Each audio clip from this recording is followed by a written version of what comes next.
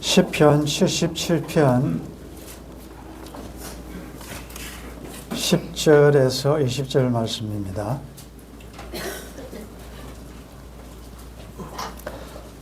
시편 77편 10절 한 말씀 10절 11절 같이 읽겠습니다.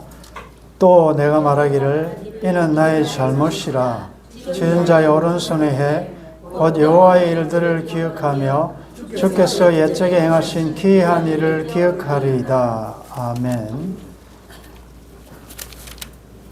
이 시편은 77편 옆에 보면 아삽의 시라고 되어 있습니다. 아삽은 다윗 시대에 활동한 분인데 음악가이자 시인입니다. 특별히 예배를 인도하고 찬양을 인도했던 분으로서 시편에 보면 시편 50편과 73편에서 83편까지를 아삽이 지었습니다. 그렇다면 찬양을 인도하고 예배를 인도할 정도면 상당히 믿음이 그래도 좋다고 우리가 볼 수 있지 않겠습니까? 그런데 그랬던 성도도 우리가 지난 시간에 1절에서 9절까지 우리가 말씀을 통하여 정말 부르짖고 하나님 앞에 주야로 손을 들고 기도했지만 침묵하시는, 응답이 없으신 그 하나님 때문에 그는 한때 하나님에 대한 의심까지도 들었습니다. 7절에 보면 주께서 영원히 버리실까? 다시는 은혜를 베풀지 아니하실까? 그의 인자하심은 영구히 끝났는가? 그의 약속하심도 영구히 패하였는가? 하나님이 그가 베푸실 은혜를 잊으셨는가? 노하심으로 그가 베푸실 긍휼을 그치셨는가?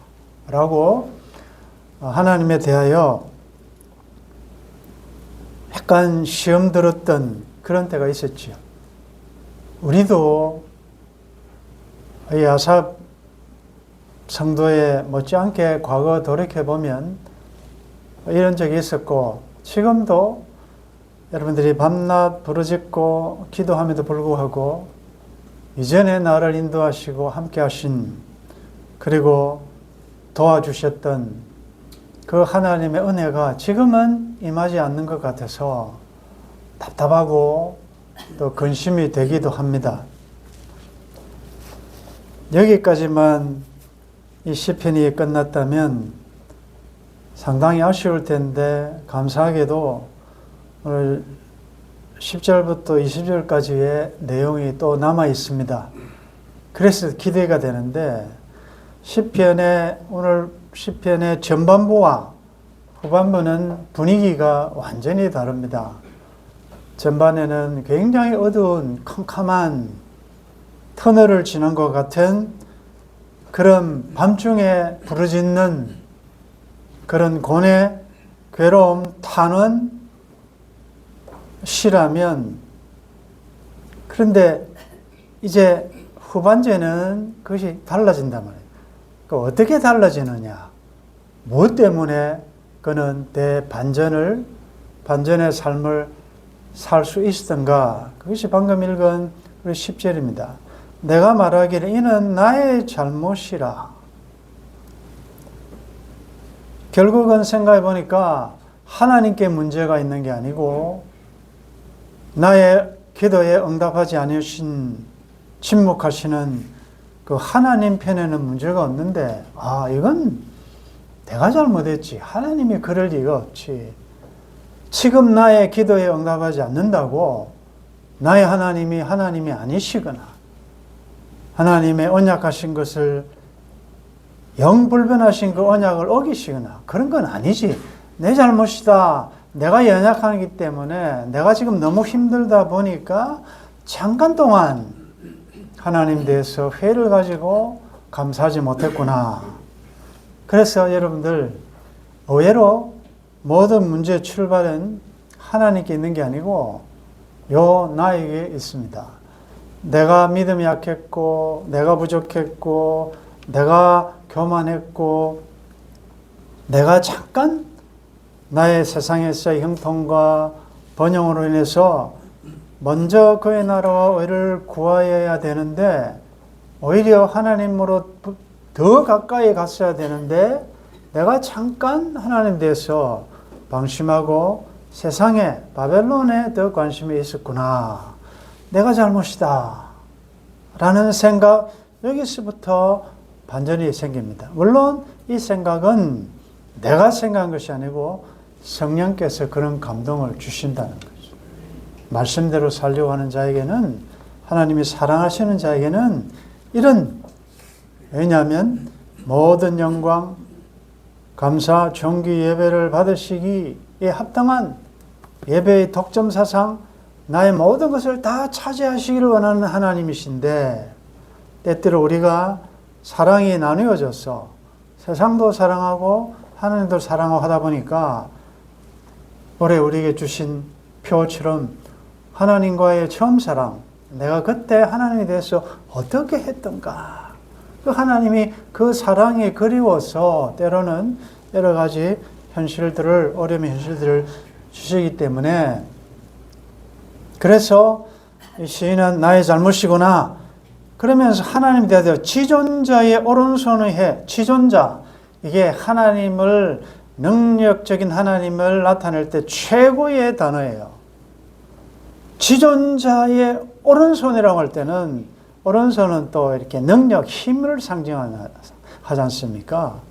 그러면 하나님 지존자도 강하신데 그분의 오른손의 해, 하나님이 전능하신 분이 행하셨던 11절에 곧 여호와의 일들을 기억하며 주께서 옛적에 행하신 기이한 일을 기억하리이다.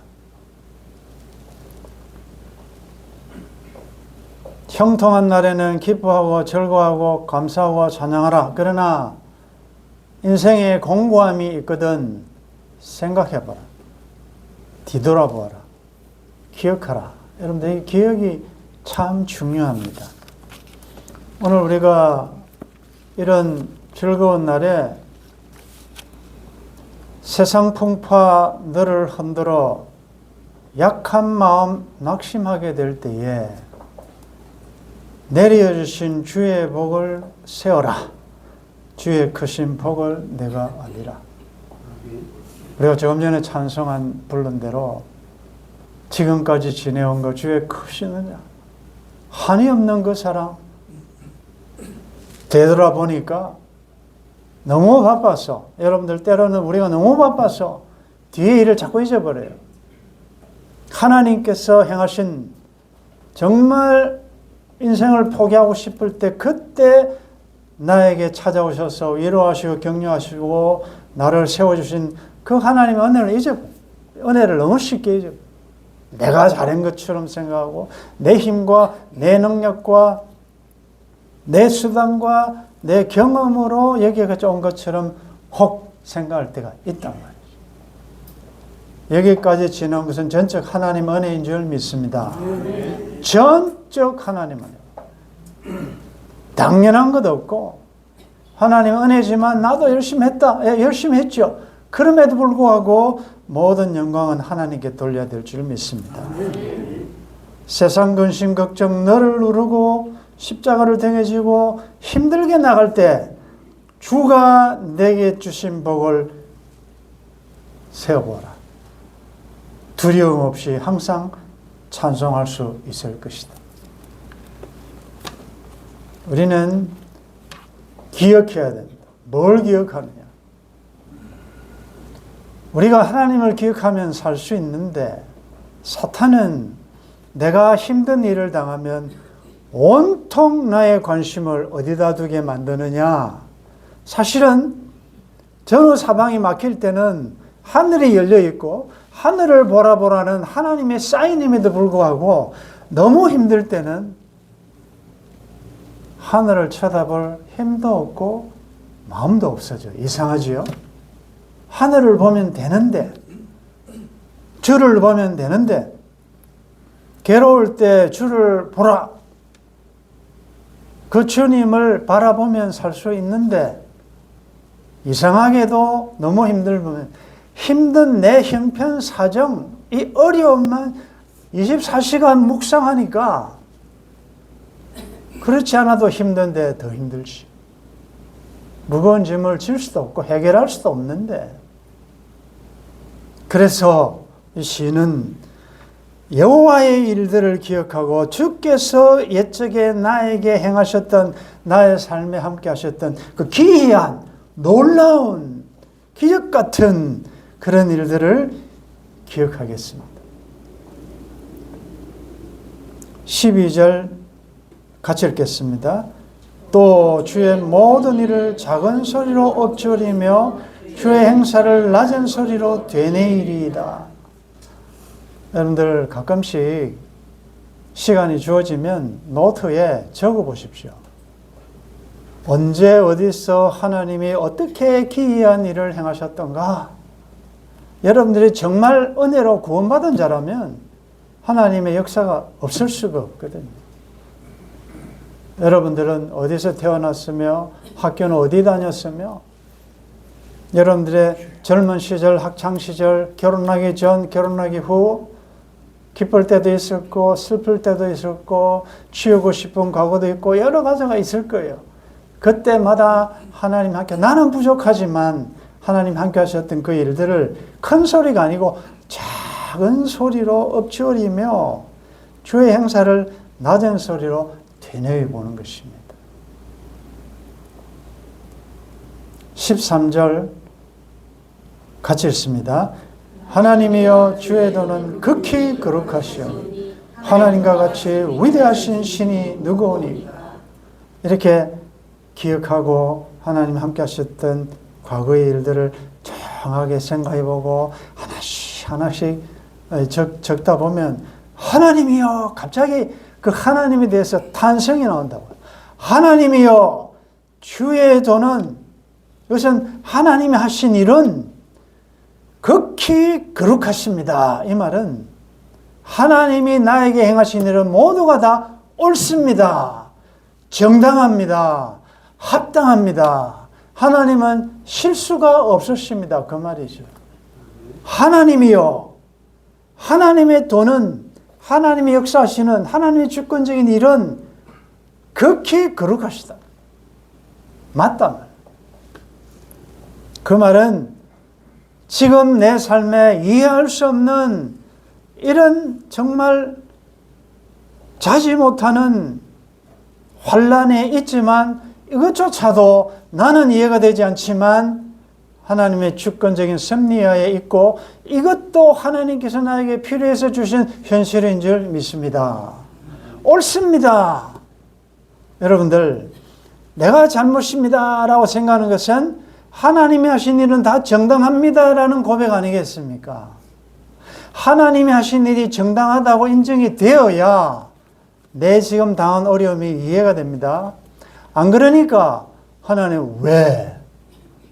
오늘 오후에 또 살펴볼 거예요. 어째서, 어찌하여 나에게 이런 일이, 내가 하나님 앞에 얼마나 열심히 했는데요. 이럴 수가 있습니까? 다 하나님에 대한 원망, 불평, 감사가 없어져요. 그래서 하나님이 누구신가를 알면 내가 누군가를 알아요. 내가 누군가를 알게 되면 하나님의 하나님 되심을 인정하게 되는 것입니다. 그 하나님이 위대하시고 하나님은 지존자시고 하나님은 높으신 분이시고 전능자시고 창조자인 것을 깨달을 때 나는 피조물이고 아무것도 나는 nothing이다. 아무것도 아니다. 그 내가 어떻게 전능자를 청량할 수 있으며 그 전능자가 하신 지극히 거룩한 그 행위에 대하여 내가 항의를 할 수 있겠는가 그 말이죠. 하나님이여 주의 도는 극히 거룩하시며 하나님과 같이 위대하신 분은 없다. 주님의 높고 위대하심을 내 영혼이 찬양합니다. 주님의 높고 위대하심, 우리가 요한계시록에 보면 다 이 찬양 아니에요? 구원하심이 보좌에 앉으신 하나님과 우리 어린 양에게 있습니다. 찬양과 영광과 감사와 예배와 존귀를 받으시기에 합당하십니다. 그 찬양이 계시록의 내용이에요. 여러분들에게 위대하신 하나님을 인정하며 찬양하는 고백이 있기를 바랍니다. 14절 15절 읽겠습니다. 주는 기이한 일을 행하신 하나님이시라. 민족들 중에 주의 능력을 알리시고 주의 팔로 주의 백성 곧 야곱과 요셉의 자손을 속량하셨나이다. 셀라를 할까요 말까요? 이거 참 가끔씩 시편에 이 셀라가 나오는데 괄호 안에 셀라, 이게 해야 될지 안 해야 될지 하는 분도 안 하는 분도 있죠. 셀라의 의미가 뭔지. 자, 주는 기이한 wonderful 기적적인 일을 행하신 하나님이시라 라고 하면서 이 시편 기자는 출애굽 사건을 지금 기억하고, 특별히 출애굽 사건을, 하나님 행하신 기이한 놀라운 일 가운데 출애굽 사건을 기억하고 있어요. 민족들 중에 주의 능력을 알리시고, 여러분들 출애굽할 때 몇 가지 재앙을 하나님 내리셨죠? 10가지 재앙 내렸잖아요. 그 10가지 재앙은 하나하나가 다 애굽 사람들이 섬기는 신에 대한 심판이라고 그랬잖아요. 그래서 하나님께서 사실은 이 바로의 마음을 하나님이 강팍하게 하셨느냐, 아니면 바로가 자기가 스스로가 완악해졌느냐는 두 가지 다 맞는 말이에요. 10번까지도 보면서 안 보내주고 하나님에 대항하는 사람은 없어요. 그래서 바로는 몇 번이나 보내주고 싶어요. 근데 하나님이 그걸 허용하지 아니하시고 하나님이 계속 10번째 하나님이 계획한 일을 이루실 때까지 바로의 마음을 완악하게 하셨어요. 그게 뭡니까? 하나님께서 이방 나라들에게 하나님이 누구신가를 보여주는 어떤 메시지가 있단 말이죠. 하나님만이 유일한 분이시구나, 신이시구나. 그래서 애굽 사람을 섬겼던 나일강을 섬겼죠. 개구리 이파리, 이 모든 것이 다 애굽 사람들이 섬겼던 신이다. 그 신에 대한 심판을 보이심으로 주의 능력을 알리시고, 그 다음에 똑같은 팔로, 강하신 팔로 이방 나라에 대해서는 심판하시고, 같은 능력의 팔로, 주의 팔로 주의 백성들에게는, 야곱과 요셉의 자손들은 속량하셨나이다. 한쪽에는 심판이고 한쪽은 해방이요 구원입니다. 마지막 장자재앙에서 피를 바른 어린 양의 피를 바른 그 집 안에 있는 사람들은, 이스라엘 백성들은 구원이고 해방의 사건이지만 피 밖에, 즉 예수 그리스도 밖에 있는 자들에게는 심판이었잖아요. 그것이 출애굽 마지막 사건의 메시지거든요.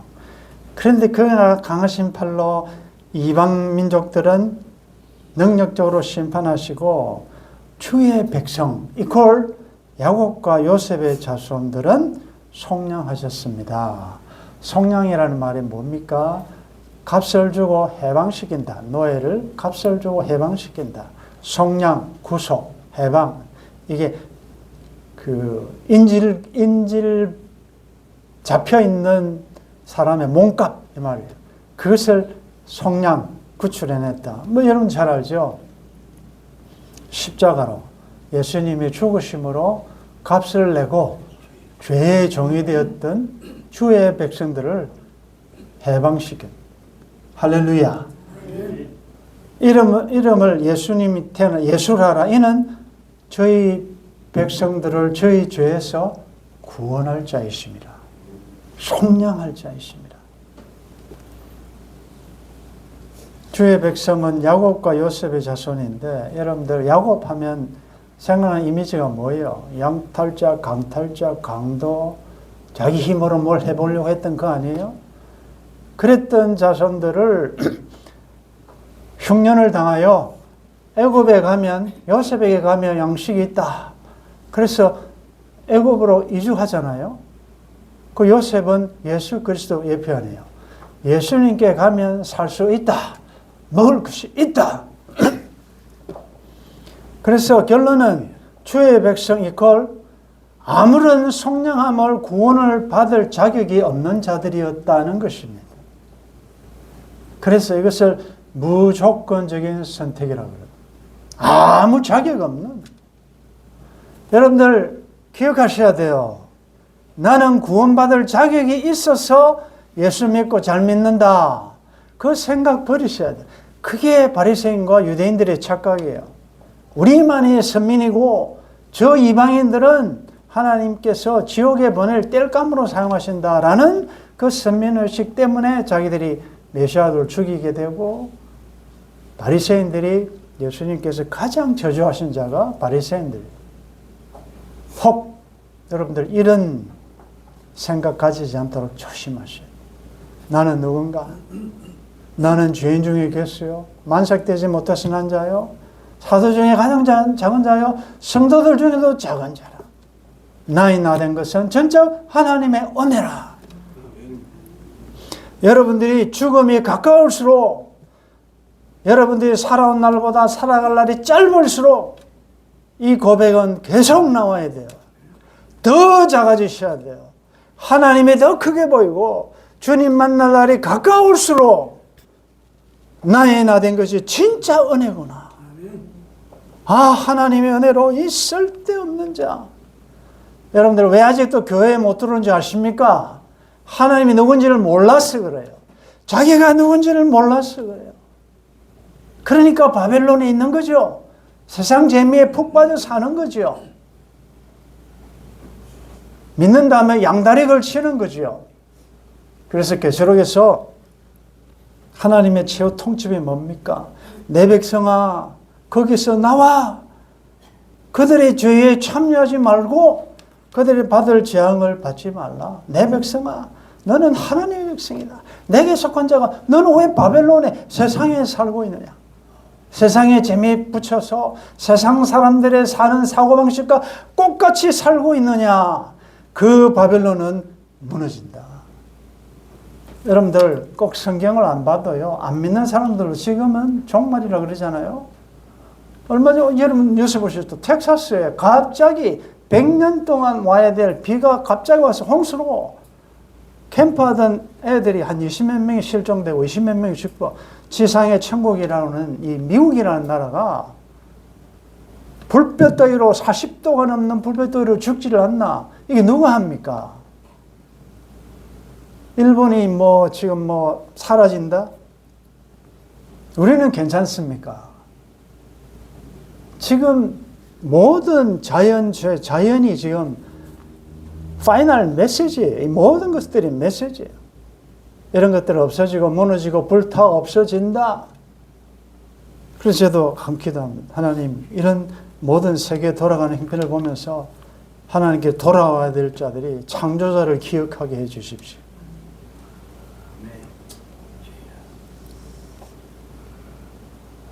16절, 17절 같이 읽습니다. 하나님이여, 물들이 주를 보았나이다. 물들이 주를 보고 두려워하며 깊음도 진동하였고, 구름이 물을 쏟고 궁창이 소리를 내며 주의 화살도 날아갔나이다. 하나님이여, 물들이 주를 보았나이다. 이 시적인 표현이죠. 물들이 주를 보고 두려워하며, 이 두려워하며 밑에 각주에 보면 괴로워하며 깊음도 진동하고 놀라고 막 떨고, 물들이, 재밌는 표현이죠. 물들이 주를 보고 두려워하며, 성경에서 바다는 악을 상징하죠. 우리가 계시록 공부할 때 바다에서 나온 짐승, 바다는 항상 항해하는 배를 바람과 파도와 이런 것들로 파괴시키고 파손시키려는 세력 아닙니까? 이게 성경에는 거기가 하나님의 교회와 하나님의 백성들을 괴롭히는 악의 생으로 상징한다. 그래서 새하늘 같은 땅에는 바다도 다시 있지 않더라, 그 말이야. 악의 존재 자체가 없어진 곳이 새하늘과 새 땅이에요. 우리가 가끔씩 이런 노래 부르잖아요.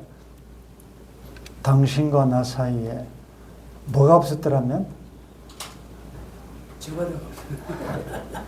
저 바다가 없었더라면. 물론 물리적인 바다도 되겠지만 잘 여러분들 영적으로 생각해 보세요. 여러분들 물들이 주를 보았습니다. 자, 악의 세례가 그랬어요. 바다와 물의 역할은 뭡니까? 어서 오십시오.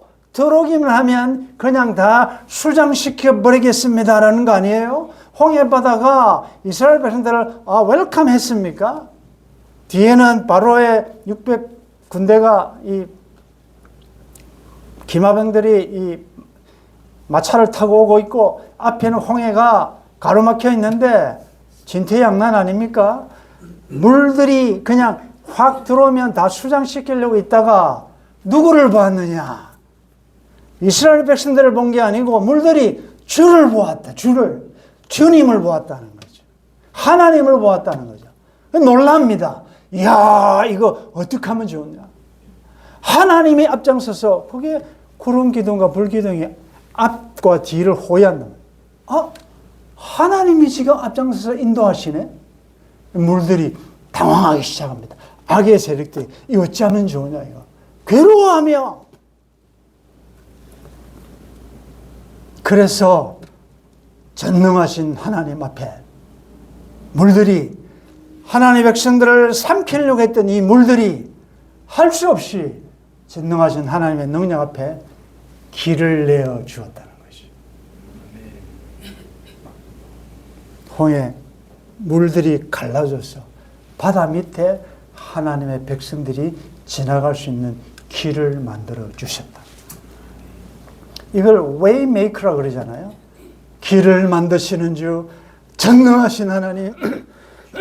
그들이 이 홍해를 건너려면 인간적으로 생각할 때는 무슨 생각했겠어요? 이걸 뭐 배를 만들까, 뭐 다리를 만들까, 어느 세월에 200만이 가겠습니까? 그들 눈에는 아무것도 보이지 않았지만 하나님께서 그들이 못 본 길 가운데, 바다 가운데 길을 여셨다. 사랑하는 우리 동역자 여러분, 여러분들 앞에 지금 뒤에는 바로가 추격하고 있고 앞에 홍해바다가 있죠. 죽을 것 같죠. 여러분들이 앞장서서 우왕좌왕하며 어떻게 할 것인가를 염려하지 마시고 전능자 하나님을 앞에 세우시기를 바랍니다. 아멘. 물들이 하나님을 보게 하십시오.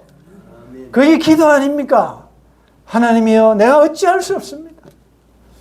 이 문제는 하나님이 해결해 주셔야 되겠습니다. 그 누구도 할 수 없습니다. 할 수 없다라고 해도 하나님은 하실 수 있습니다. 하나님은 고칠 수 있습니다.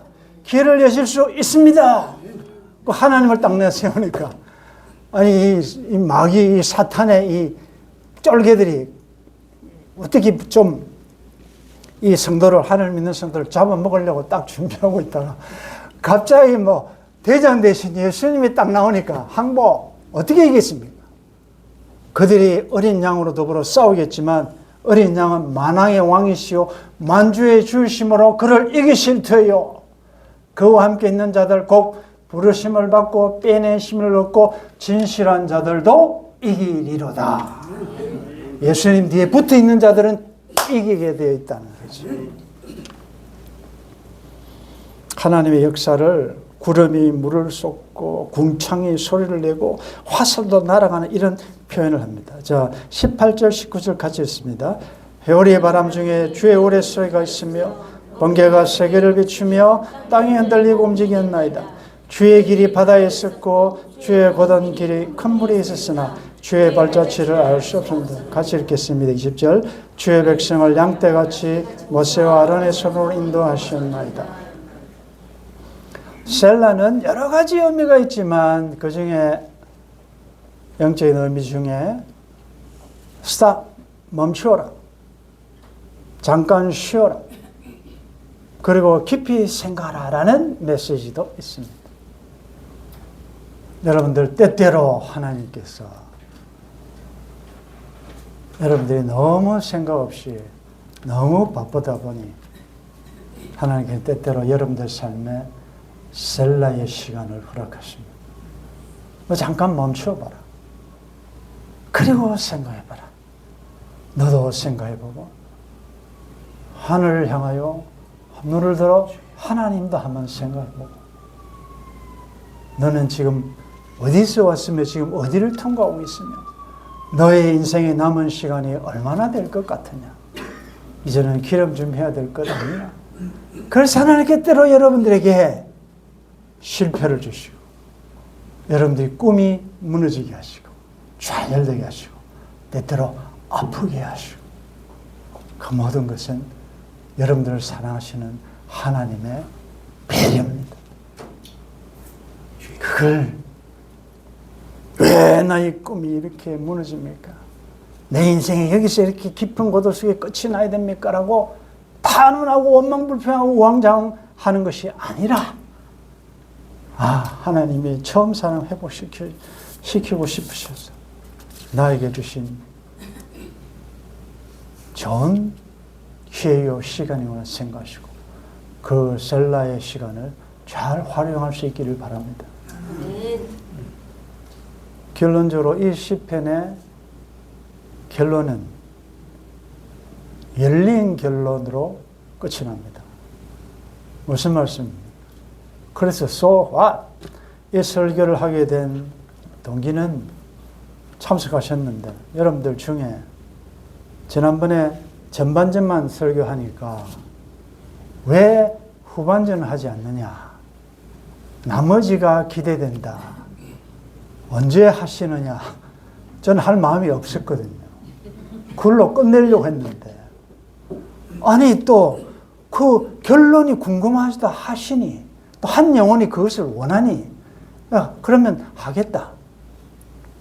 그런데 그 다음 주일은 또 권사 취임식이니까 그때는 할 수 없고 아마 7월 첫째쯤 할 것 같다라고 해서 그분이 오셨어요. 여러분들 우리는 결론에 관심이 많습니다. 그래서 어떻게 됐다는 건데 과정을 아무리 설명해도 그래서 끝이 어떻게 된 건데 여기에 관심이 있습니다. 근데 여러분들 이 시편 73편은 결론이 없어요. 여러분들 드라마 중에 가끔씩 이 작가가 끝을 해피엔드로 끝내는 드라마도 있지만 어떤 경우에는 독자들에게 시청자들에게 맡기는 열린 결말이 있어요. 결말이 어디 될지 몰라요. 그런데 이 시편은 결론이 없어요. 여러분들 보시죠. 그들 끄집어내셨구나. 그리고 모세와 아론을 손으로 광야에 인도해 가시구나. 이렇게 끝나요. 그럼 자기는 어떻게 됐다는 말이냐? 이 열린 결론이 우리에게 주는 의미가 뭐냐? 그것은 이 시편 기자에게 있어서 이제는 자기의 그 부르짖었던 문제가 해결되느냐 아니냐가 관심이 없어지고 이제는 하나님이 누구시며 하나님이 어떻게 하셨으며 어떻게 하실 것인가에 초점을 바꾸는 것으로 끝이 나고 있어요. 그러면 두 가지를 추측할 수 있습니다. 이 시인이 병이든 뭐든 회복되어 또 하나님께서 회복시킨 그 감사함으로 살아갈 수도 있고 여전히 기도했음에도 불구하고 여전히 그 가시를 아는 채로 살아갈 수 있었지만 그러나 그는 성공한 것은 회복된 것은 하나님과의 관계가 회복됐다는 것입니다. 처음 사랑이 회복된 것으로 그는 더 이상 자기의 결론을 말할 필요가 없어졌어요. 사랑하는 성도 여러분, 요즘 주시는 말씀들이 다 보면 이전에는 우리가 결론을 원했어요. 해피엔드로 끝나기를 원했어요. 근데 요즘 하나님이 그렇게 안 하시더라고요. 아마 앞으로 주실 말씀도 그럴 거예요. 뭐냐? 그것은 나에게 맡겨라. 합력하여 내가 선을 이루어 줄 테니 그리 하시든 그리 아니하시든 살든지 죽든지 어려움이 있든지 환난과 핍박이 있든지 상관없이 나만 신뢰하고 따라오라. 나만 믿으라. 하나님을 신뢰하며 어두운 밤중을 믿음으로 잘 통과할 수 있기를 주의 이름으로 축원합니다. 놀라운 말씀 주셨습니다. 짧은 나그네 인생 여정. 우리의 인생이 이 세상으로 끝이라면 우리는 결론을 보아야 되겠지만 우리의 인생이 삶으로 결론이 아니라 영혼으로 이어지기에 때때로 하나님께서 열린 결말로 하나님께 다 맡기라는 메시지를 주실 때가 있습니다. 하나님 당황하지 말게 하시고 불안해하지 말게 하시고 지존자 창조자 우리를 부족하지만 속량하신 그 하나님께서 지금까지 인도하셨고 장래에도 인도하실 것을 믿고 나의 목자이신 야훼 하나님이 일어나요 부족함이 없는 삶 살아갈 수 있도록 도와주옵소서.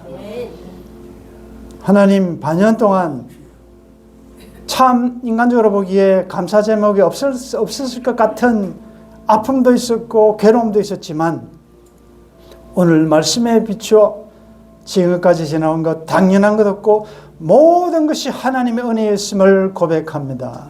하나님 영광 받아 주옵소서. 남은 하반기도 하나님께서 인도해 주실 줄 믿습니다. 우리 성도들 우리는 우리의 영혼의 결말을 알고 있는 자들이기 때문에 과정으로서의 어려움을 당하든 아프든 부유하든 가난하든 어떤 형편에서도 주님을 신뢰하며 인도의 확신을 가지고 믿음으로 전진할 수 있도록 도와주옵소서.